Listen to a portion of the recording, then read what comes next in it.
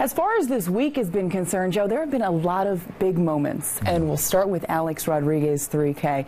You had said after he got the first 2 hits, you were hoping he got it out of the way relatively fast. Did you ever have in mind that it was going to be first pitch off of Justin Verlander for a home run? No, I don't know if we were thinking about that, and it looked like he might get it done Thursday. He had a chance, and he was walked on 4 straight pitches, so we knew that it had to carry over to the next day, and that's when you start to worry.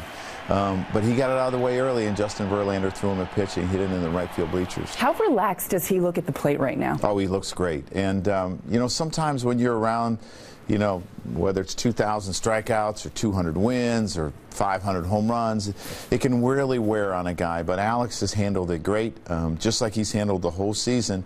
He was relaxed and got out of the way. You had said something after the game that was pretty remarkable. You had seen Derek Jeter's home run, obviously, Alex Rodriguez, the other night. Now, the third guy to hit a home run for their 3,000th hit was here for Old Timers Day in Wade Boggs, and Larry Rothschild actually witnessed that one. So how wild is that you guys actually had seen all the home runs for 3,000? Well, I was teasing Larry Rothschild. I said, I don't know what that says about you, that the only 3 guys in Major League history that have gotten their 3,000 hits on home runs, you've seen them all. So I don't know what that says about you, Larry, but that's pretty amazing. That number, I mean, what does that number mean to you? You've been in the league, played for a while. You sometimes joke about the offensive part of your game. Yeah. But to hear somebody getting 3,000 hits, how difficult is that? Well, I think it signifies really 3 things: greatness, longevity, and consistency. And maybe you could even say 4, health, because if you don't have your health, you're never going to really have that longevity. And that, you know, Alex has done this for a long, long time. He was up at an early age of 19 years and has put up hit after hit, you know, year after year. And, you know, you think about it, it's 200 hits for 15 straight years.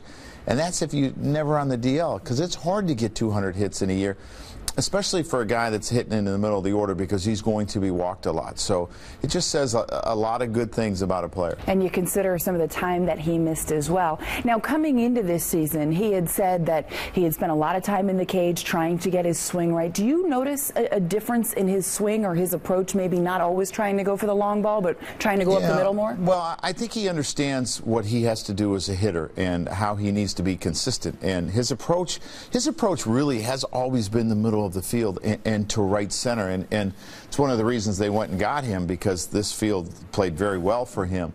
And I think he's kept that approach through the years. And you know, the great thing is he's taken his walks too, and he's kept that part of it where he didn't really go out of his zone. He didn't go out of his zone to accomplish, you know, the home runs or the hits. He just stayed consistent, and it's been great. In pitchers' eyes, do you think he's close to the feared hitter that he once was? Oh, I still think he gets a lot of respect, just because, and I think that shows up in the counts that he gets in.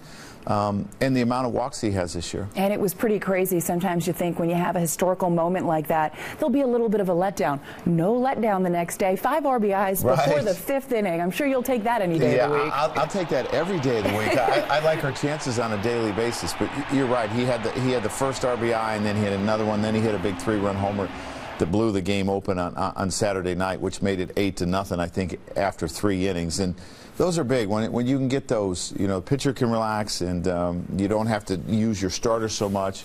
We were able to get Brian Mitchell in a game and get his feet wet, so it was a good night all around.